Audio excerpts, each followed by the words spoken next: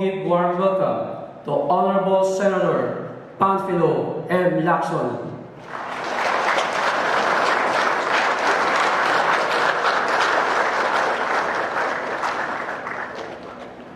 Thank you very much. Please take your seats. Maraming salamat, RJ, for the very kind introduction. I first met RJ when he was the AD-Camp of former Region 7 Director Imperial, who also became Chief PNP. I was then the Chief of the PC Metro Discom in Cebu. And I was telling him a while ago how time flies, because now he's a Brigadier General heading and doing very well as the Director of the PNP Crime Laboratory Service. Congratulations. Police Lieutenant General Fernando Mendez Jr., the other members of the directorial staff, the officers and men of the PNP Crime Laboratory Service, the awardees, of course, the other stakeholders, the local government officials present. Maraming salamat po sa inyo lahat sa inyong pagsuporta. I also would like to acknowledge a dear friend, Dr.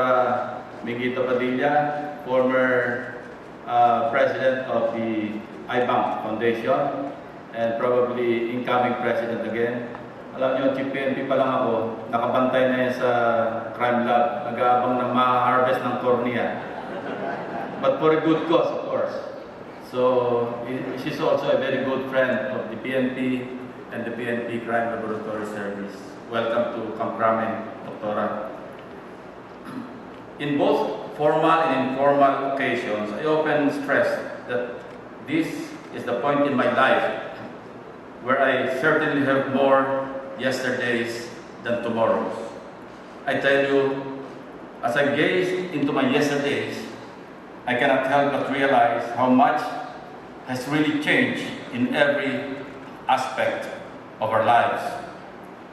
Let me share with you, in the late 50s, when I was a young elementary student in a sleepy town of Imus, Cavite, I had a vivid memory of a lone policeman we simply referred to as Cabo. He was a highly esteemed and respected man assigned to keep peace and order in our almost obscure barangay called Barrio Bayang Luma then. Cabo looked like the typical policeman in his khaki outfit, a Pershing cap, clad in nothing but a revolver hanging by a lanyard, a black baton, and a shiny whistle. Today, trained law enforcers such as yourselves are already well equipped. One issued with either a standard pistol or a rifle or both, a nylon pistol belt, multiple magazines, handled radio, handcuffs, a baton, and a first aid kit. You are provided with police cars, technical equipment, investigation kits, and proper training. Everything that Cabo would find unimaginable during his time. Back in the day, forensics for biological stains, firearms, fingerprints, computers, and digital devices were nothing but mere science fiction. Cabo knew nothing about DNA analysis or crime solution. In fact, no one did until its discovery in the mid-1980s.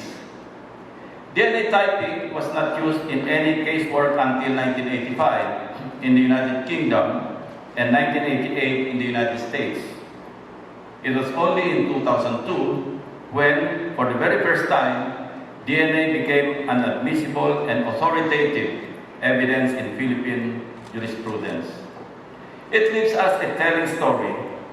The inflow of knowledge and technology has brought a paradigm shift in our law enforcement approach. Ang mga napapanood lamang natin mula sa mga science crime fiction sa telebisyon tulad ng CSI, The X-Files at Dexter ay unti-unti nang nagiging bahagi ng realidad. Sa paglipas ng panahon, bahagi ng Philippine National Police Crime Laboratory Service sa transformasyong ito. Mahigit 7 dekada simula nang itatag ang PNP Crime Laboratory, kita natin ang ebolusyon ng ahensya bilang isa sa mga kapaki-pakinabang at epektibong sangay ng ating kapulisan sa paglutas ng kriminalidad at disposisyon ng hustisya sa bansa.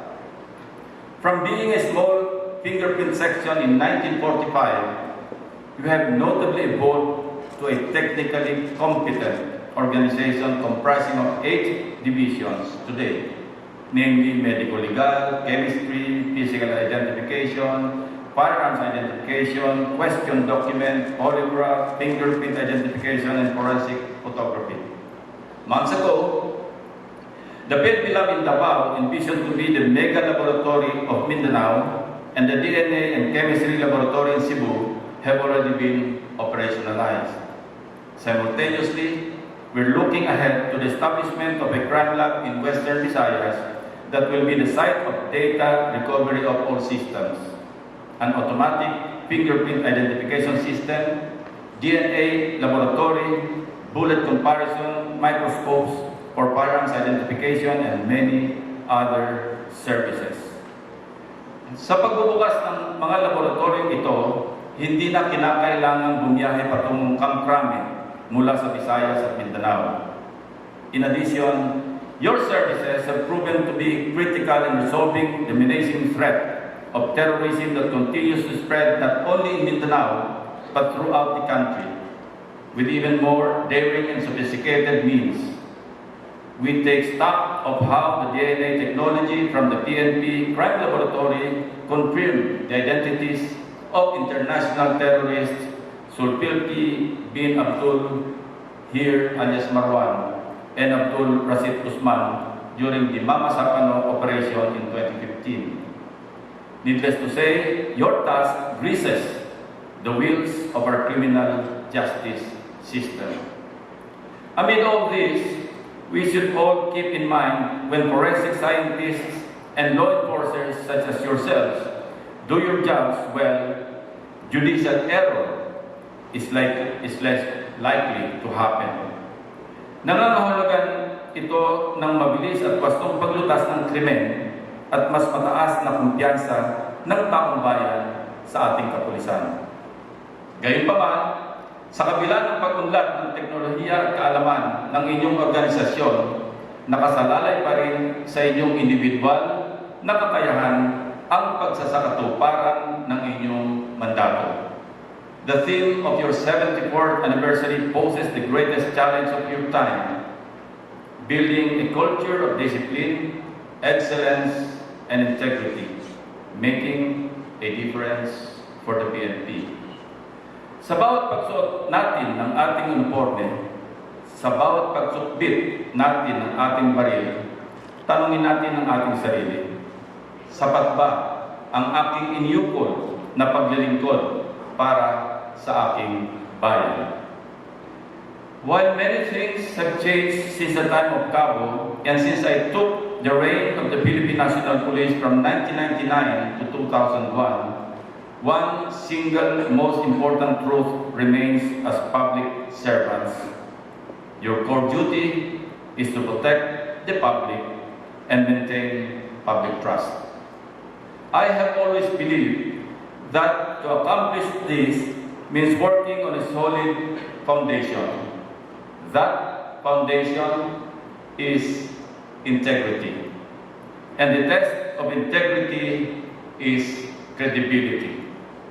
As I always say, if a man is truthful and upright in public, but renounces those standards in private, he lacks credibility because he has no integrity. A man who cheats himself once is 1,000 times worse than the one who cheats 1,000 others.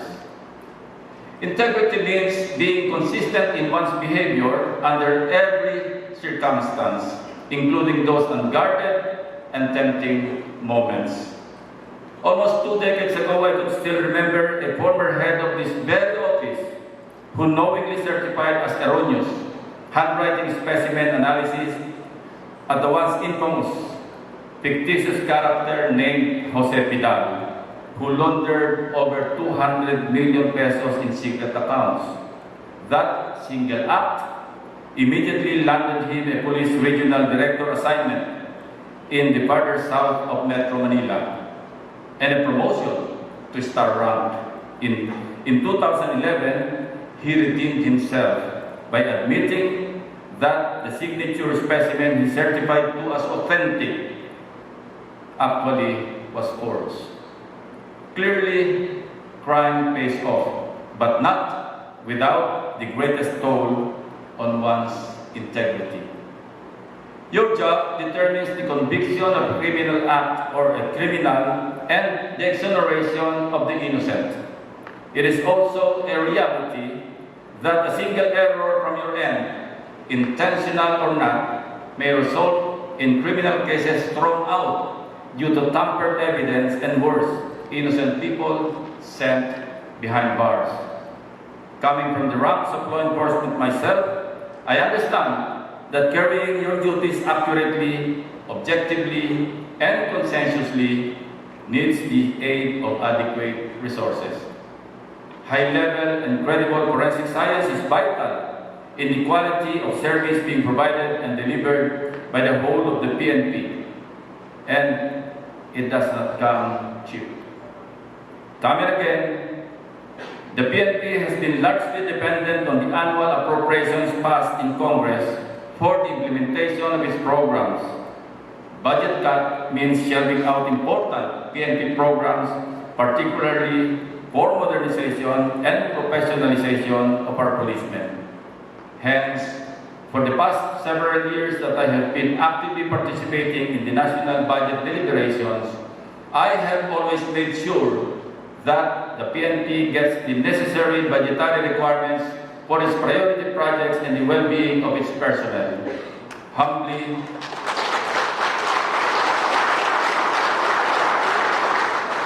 I share that my institutional amendments to the proposed or the 2019 appropriations of the PNP were consequently adopted by the Congress under Republic Act 11260 or the General Appropriations Act for fiscal year 2019.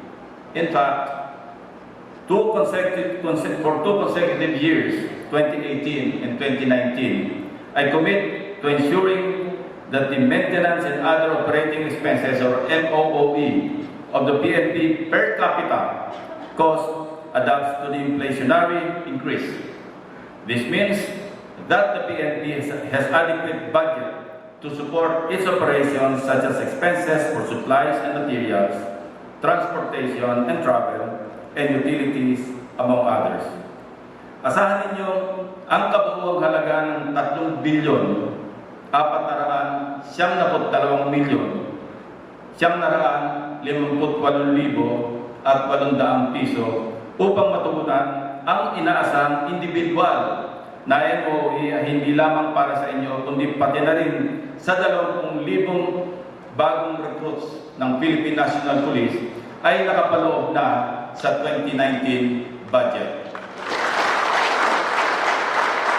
Bukod pa dito, may nakalaan na rin 75 milyong piso para sa maintenance, furniture, and fixtures ng 5 bagong tayong opisina ng Crime Lab.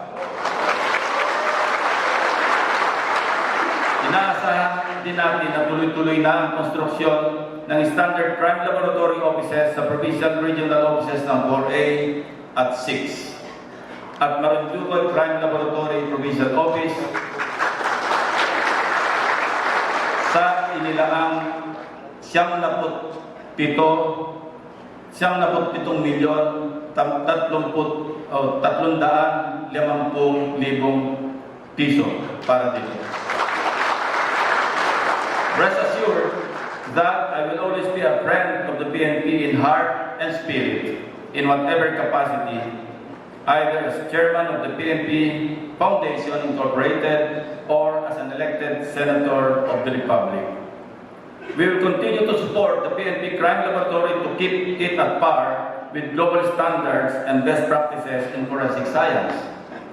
The incoming 18th Congress is actually a high time for the institution to push for its meaningful advocacy, especially that two former PNP chiefs will be championing the cause of this institution in the upper chamber, not only of this institution, but the whole Philippine National Police.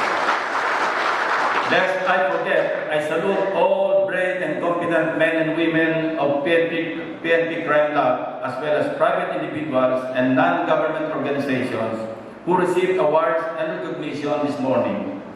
You give honor not only to this institution, but to the Filipino people you sworn to serve and protect. As I leave this stage this morning, allow me to pose a challenge to the men and women of the PNP Crime Laboratory through the words of an English anthropologist named Jane Goodall. She stated, and I wish to paraphrase, "What you do makes a difference. It is actually within your hands to decide what difference you would want to create." Muli, maraming salamat at congratulations sa PNP Crime Laboratory at sa buong Philippine National Police.